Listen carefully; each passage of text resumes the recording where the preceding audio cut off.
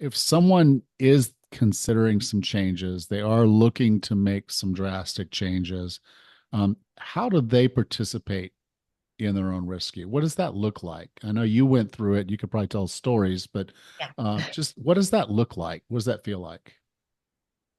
First, you cannot change or heal what you don't acknowledge. I think coming out of denial and I love Wayne Dyer and I love what he says a lot that we all have to take responsibility for everything in our life. And responsibility means to respond with ability.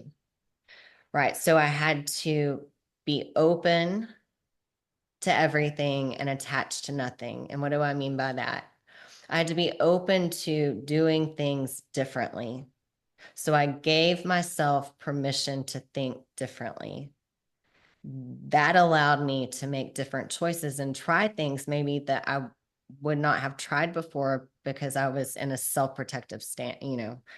Um, so first, coming out of denial and really taking responsibility for every area in your life, because that's how you get your power back.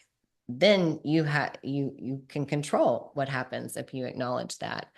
Um, that's kind of a deep way, but that's how I started. And then I really did go into creating an environment that supported my goals. And I just did this with my clients. Recently, I challenged them to get rid of 3 triggers in their environment that were making them self-sabotage. This is great exercise. So this is what I would encourage some of your listeners to do. If you find yourself self-sabotaging, like, always starting over on Monday, your diet or your meal plan or whatever, or you're wanting to go to the gym and you go once, but then it falls apart. What is triggering that behavior? And they came up with what is distracting you? You don't even have to use trigger. You can say distraction. So I would identify 3 things that are keeping you from in your environment that are keeping you from moving forward to the best version of you. And that could be certain foods, like get the food out of the house that you cannot trust yourself to eat in moderation. You need to throw it away. It may be the bowl you eat ice cream out of.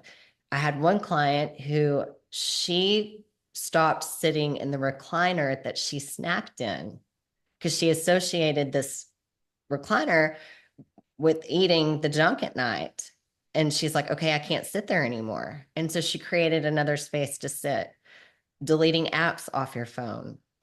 There's all kinds of ways, but really acknowledging that willpower does not work and you have to create an environment that supports your goals. So getting rid of triggers is super important when starting a health journey, and to set yourself up for success.